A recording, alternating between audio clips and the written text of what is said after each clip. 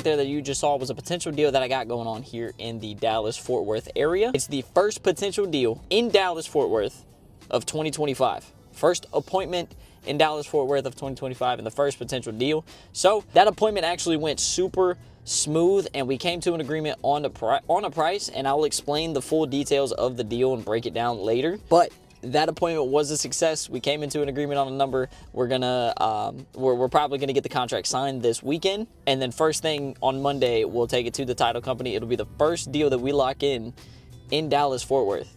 2025 is going to be an amazing year, let me just say that. But I know I have a lot of people asking me questions or wanting to ask me questions, and I had one specifically that I wanted to answer, and it was basically just about the basics of wholesaling and how to assign a property and yada yada. So I'll go over that question here in a second. And so in today's video, that's exactly what we're going to be talking about. We're going to be answering that specific question. I'll probably pop it up right here on the screen, but I have a whole hour because of traffic to get home. So let's hit the road real quick.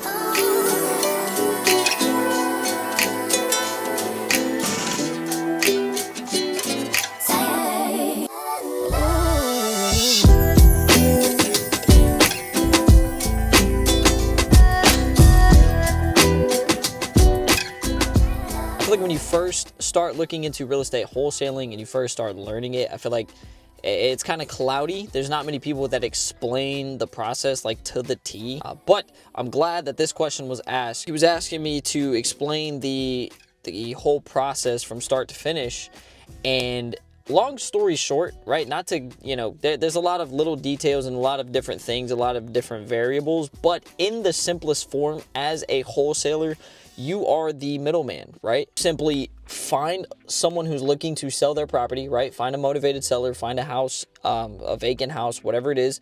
And there's many different types of leads. There's pre-foreclosures, there's probates. There's a lot of different reasons that people would want to sell the house. Maybe it's vacant for years and they don't want to deal with it anymore. They don't want to have just property taxes being collected on the property.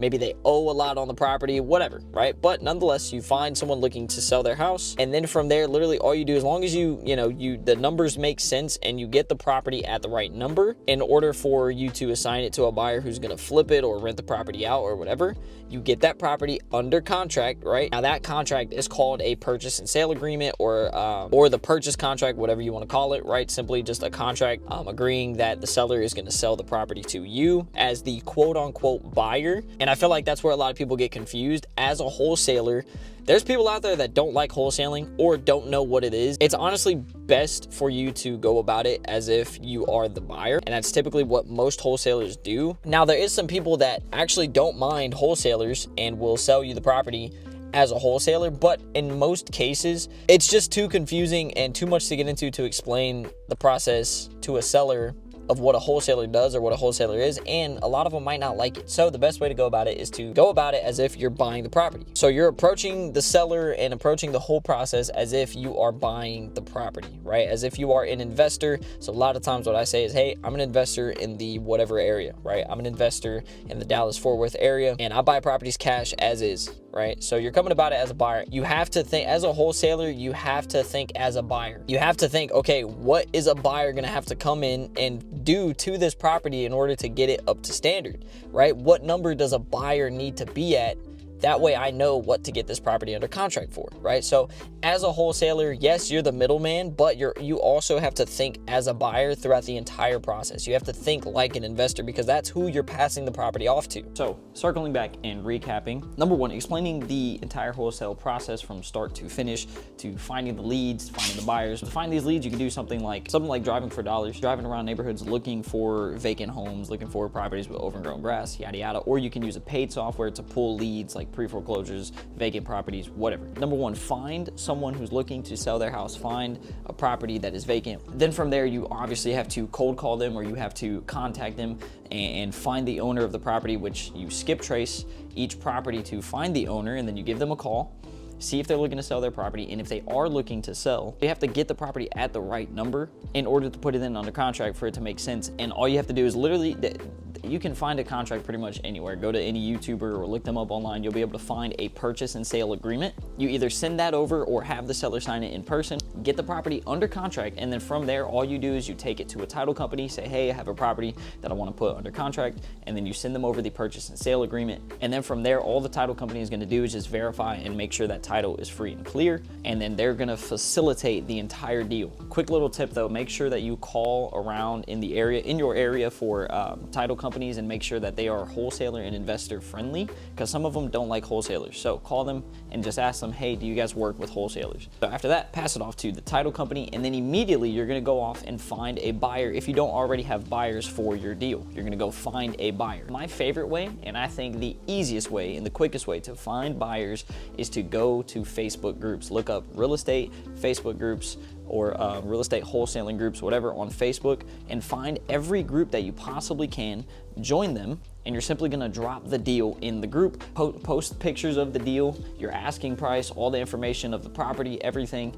and then literally from there, buyers are gonna come to you. Buyers are literally, I'm telling you, they are literally gonna come to you. All you have to do is post the deal, and they're gonna comment down, they're gonna drop their emails, they're gonna message you, and then from there, you grab their emails and you save them for future deals, and then you email them the rest of the details of the deal. And obviously, if the numbers make sense, you'll be able to get your deal off pretty quickly. And then from there, you send over the buyer the assignment of contract, which again, you can find that online. After sending them the assignment of contract and everything is signed, either they will or you can basically take that contract to title, and again, the title company facilitates the entire deal. And at that point, that is pretty much it. That's literally all you have to do. And then after that, you just wait. You just wait for the closing date, wait for the funds to be sent to you, and you're good to go. And that is the entire process from start to finish, from finding the deal, what you do to get it under contract, getting it under contract, taking it to title, yada yada. And so just to recap all of that in the simplest form, find someone looking to sell their property, get it under contract, take it to a title company, find a buyer for it, assign it to the buyer, and then just wait.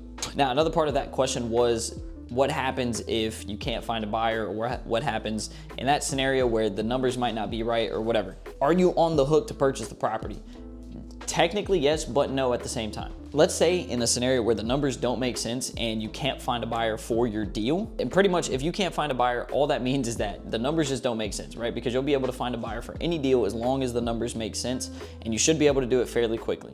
And if you can't do that and you can't find a buyer, that means the numbers are off, and you either, one of two things have to happen. You either have to go back to the seller and renegotiate the purchase price lower, so that way you can make some money on the deal. Now, a lot of times that's tough to do. So that's number one. Or number two, if you absolutely can't find a buyer for it and you can't renegotiate the price down, you just simply back out of the deal. You send over a termination contract or whatever, just a contract stating that you are terminating the deal and you're backing out and you're no longer doing it. Both parties signed, you and the seller, and then you send it over to the title company, and then boom, you save yourself, you back out of the deal, and you're good. You don't have to purchase the property once you're under contract if you can't find a buyer or whatever. Quick little tip that I'll leave you guys with. In the contract, in the purchase and sale agreement, you should have a 15-day inspection period. And in that 15 days, you should be able to find a buyer. If you cannot find a buyer in those 15 days, then you probably don't have a good deal, or the numbers are off and you need to renegotiate. So if you can't find a buyer within those 15 days, you probably should start thinking about backing out, because you definitely, if the numbers make sense and it's a good deal, you'll definitely find a buyer within those 15 days,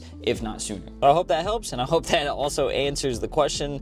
I hope I didn't talk too fast, and if I left anything out, definitely feel free to let me know. So with that being said, if you have any questions about real estate or real estate wholesaling, feel free to drop them in the comments. And also, be sure to check the link in the description. I just created a Discord server for real estate and for real estate wholesaling, so be sure to check that link in the description and join the Discord. No matter if you're a beginner or if you're experienced, whatever it is, join the Discord. Let's collaborate, let's make some new connections, and you can ask any questions that you got in there. Here pretty soon, I'm going to be dropping as much value as I possibly can in there, and you guys will kind of be able to see a little bit more behind the scenes of what I'm doing in the business. Join the Discord, link in the description. As you guys can see, I am in the car getting ready to head out, go driving for dollars. And so that house that I literally came from earlier today, that deal came in from me driving for dollars. So I said I was going to talk about that deal, and of course I got to keep doing what's working. So we're going out driving for dollars again, trying to find us another one. So if you want to hear about that deal and also kind of see what to look for when driving for dollars, check out this next video. Catch you in the next one. Love ya.